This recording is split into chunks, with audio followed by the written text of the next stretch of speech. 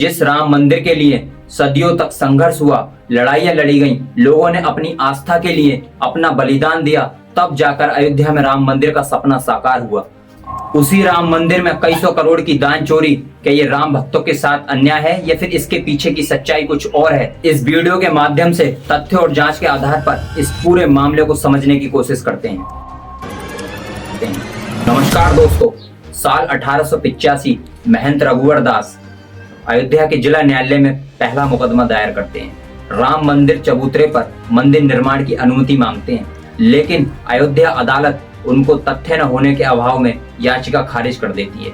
लेकिन हिंदू संगठनों की लड़ाई फिर भी जारी रहती है। दिसंबर 1949 बाबरी मस्जिद के अंदर रामलला की मूर्ति प्रकट होने के बाद अयोध्या में आजाद भारत का पहला मुकदमा 1950 में हिंदू महासभा के गोपाल सिंह विशारद सिविल कोर्ट में दायर करते हैं। इसके बाद लगातार एक के बाद एक 5 मुकदमे राम मंदिर के लिए दायर किए जाते हैं।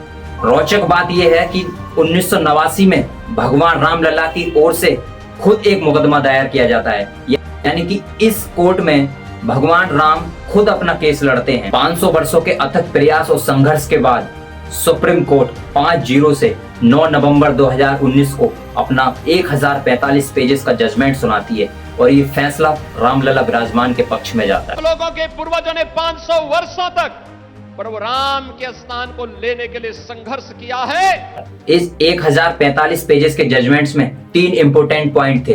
पहला, जो विवादित भूमि थी 2.77 एकड़ भूमि रामलला विराजमान को दी गई। दूसरा, यूपी गवर्नमेंट को आदेश दिया गया कि 5 एकड़ भूमि वैकल्पिक तौर पे मुस्लिम पक्ष के सुन्नी वक्फ बोर्ड को दी जाए। तीसरा, केंद्र को आदेश दिया गया कि वो 3 महीने के अंदर अंदर राम मंदिर के लिए एक ट्रस्ट का गठन करे। फाइनली 5 फरवरी 2020 को केंद्र सरकार सुप्रीम कोर्ट के आदेश अनुसार श्री राम जन्मभूमि तीर्थ क्षेत्र के नाम से एक ट्रस्ट का गठन करती है।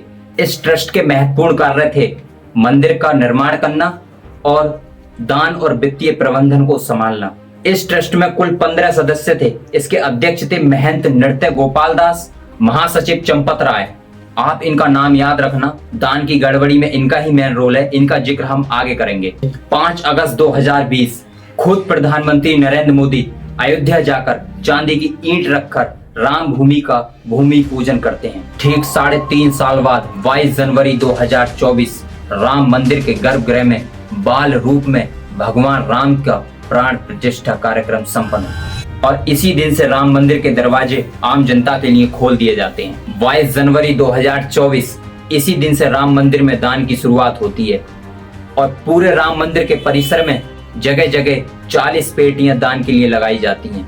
हर दिन मंदिर का दरवाजा बंद हो जाने के बाद उन पेटियों को खोला जाता है। इन्हीं दान पेटियों से निकलने वाले रुपए का पूरा मैनेजमेंट चंपत राय और उनके सहयोगी संभालते थे। इस दान चोरी के मामले में सबसे पहला मुद्दा 7 जून 2026 को समाजवादी पार्टी के पवन पांडे 5 से 7 करोड़ दान की चोरी का आरोप लगाते हैं।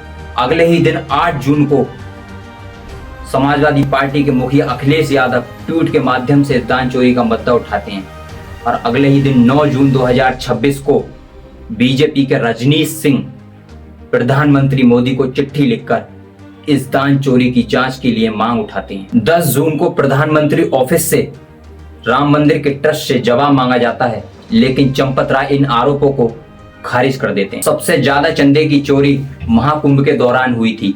श्रद्धालु प्रयागराज नहाने जाते थे, बराबर में ही अयोध्या होने के कारण राम मंदिर जाते थे। उसी दौरान सबसे ज्यादा श्रद्धालुओं ने दान दिया था। आरोप है कि हर दिन 15 से 20 लाख रुपए गायब किए जाते थे दान की पेटियों में से। 1990 और 92 कार सेवक आंदोलन के अग्रणी रहे संतोष दुबे, जिन्होंने राम मंदिर के लिए 4-4 गोलियां 1 महीने तक कोमा में रहे, वही संतोष दुबे आज 1250 बेशकीमती राम मंदिर की शिलाएं गायब होने का आरोप चंपत राय और उनके सहयोगियों पर लगा रहे हैं। 1250 बेशकीमती राम शिलाएं आई थी। पूछिए ना, तमाम लोग उसमें जुड़े थे, सब बताएंगे। और रामजी गुप्ता यही टांडा के हैं, वो भी कभी कभी आते थे, महंत अवैधनाथ जी। दान की गड़बड़ी की जांच के लिए यूपी गवर्नमेंट ने SIT टीम का गठन किया है, जिसने शक के आधार पर नोटों की गिनती करने वाले मुख्य कर्मचारी अनुकल्प मिश्रा, राजेश पाठक, टिन्नू यादव, DK तिवारी, मनीष यादव को शक के आधार पर गिरफ्तार किया है और लवकुश मिश्रा के घर से 10 लाख कैश बरामद हुआ है। चंपत राय के मुख्य सहयोगी टिन्नू यादव जो एक ऑटो ड्राइवर थे, 4 से 5 साल में राम मंदिर ट्रस्ट से जुड़कर कई सौ गुना की संपत्ति बढ़ जाती है। विश्व भर के सनातन समाज का एक ही प्रश्न है कि कौन है इन सब के पीछे जो देश की सनातन आस्था के साथ खिलवाड़ कर रहा है।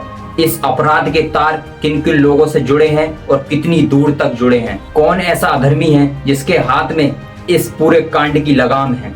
दान की गिनती जैसे संवेदनशील मामले में ट्रस्ट और सरकारी बैंक के बीच निजी कंपनियों को किसने परमिशन दी। सीसीटीवी का प्रमाण सार्वजनिक करके सच्चाई सबके सामने आनी चाहिए। आपके अनुसार राम मंदिर के दान में क्या क्या गड़बड़ी हुई है, कमेंट में जरूर बताएं। जय हिंद।